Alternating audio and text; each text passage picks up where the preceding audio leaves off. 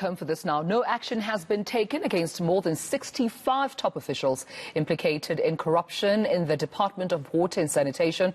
One whistleblower says this is a perfect example of ANC state capture. An investigation suggests that the department went to lengths to cover up its wrongs. Of course, talking to me now is the chairperson of the Portfolio Committee on Water and Sanitation, Mr. Robert Mashego. Mr. Mashego, thank you for your time and good morning to you.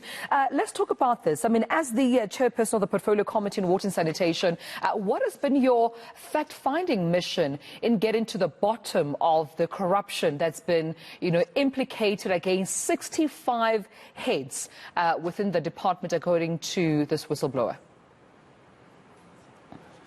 Good morning and good morning to the viewers. As I've sometimes said, when we came into this department in 2019, we were given a report called Legacy Report. In that Legacy Report, these shenanigans were raised by the Minister of Water and Sanitation then, Minister Lindwe Sisulu, and it was given to us to go through it. We did, and we mandated that it be investigated and people should face the consequence of what they did. In actual fact, people who were charged were more than 150. It is 65 that were found to be guilty. And of course, some are still undergoing the disciplinary processes. Others have resigned, others have been dismissed, others have been found not guilty. So the process is going on. As we have said, of course, there are those that have not been found guilty, they are back. Those that are found guilty, some of them are dismissed, some of them have been just jumped the ship. The suggestions, Mr. Mashego, that there are cover-ups, inside the Department of Water and Sanitation within its own probe. Have you found that it seems that the process to find those guilty and therefore have consequences against them has been urgent enough or not? No, it has not been urgent enough. Remember, this is a matter that we did found that it has happened from 2012 to 2018. So today, 2022, it is taking a bit long. But as you know, employees of at senior level have got quite a lot of delaying tactics for them to come to disciplinary hearings.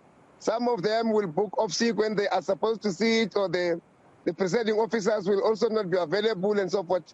It is taking long. In terms of the Labour Relations Act, in actual fact, you might even find yourself having gone beyond the time frame of charging people, and therefore you need to apply for condonation and so forth and so on. Yes, it is very slow, but we are receiving report, we are demanding report, we are following up on quite a lot of things. Whether there is cover-up, I don't know. For instance, in the Maverick report, they are saying that there is Mr. Mutshutli, Mrs. Mutshutli was not charged. Right.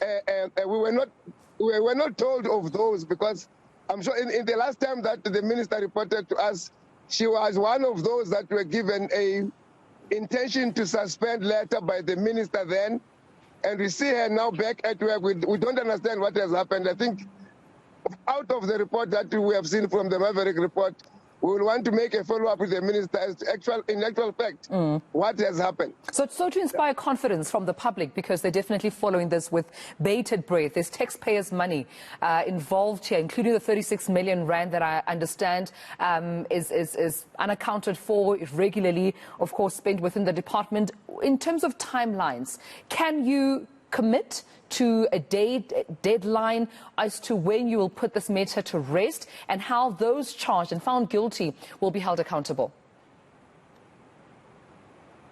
We are having a meeting tomorrow of the Portfolio Committee. That meeting has got an agenda of its own, of course.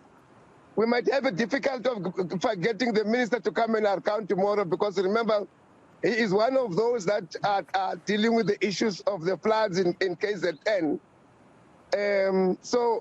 But we will be asking the DG, because he will be in the meeting of the progress report, because indeed with the complaint by communities about the accountability is very genuine and justified. All right, Mr. Mashego, we'll have to leave it there due to time, but I appreciate you speaking to us this morning. Chairperson of the Portfolio Committee on Water and Sanitation, Mr. Robert Mashego.